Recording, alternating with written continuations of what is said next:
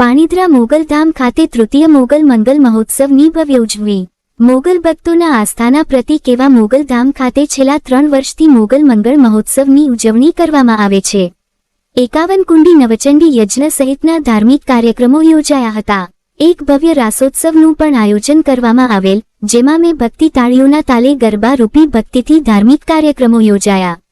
રાત્રિના ભવ્ય લોક ડાયરો યોજવામાં આવેલ, જેમાં ડાયરાના પ્રસિદ્ધ કલાકારો ઉમેશ બારોટ, મહેશસિંહ સોલંકી, વિવેક સાંચલા, પરેશદાન ગઢવી, પૂનમબેન ગઢવી, કિંજલબેન રબારી સહિતે પોતાની કલા પીરસી લોકોને મંત્રમુગ્ધ કર્યા હતા। રિપોર્ટ પ્રતાપસિંહ સોદિયા।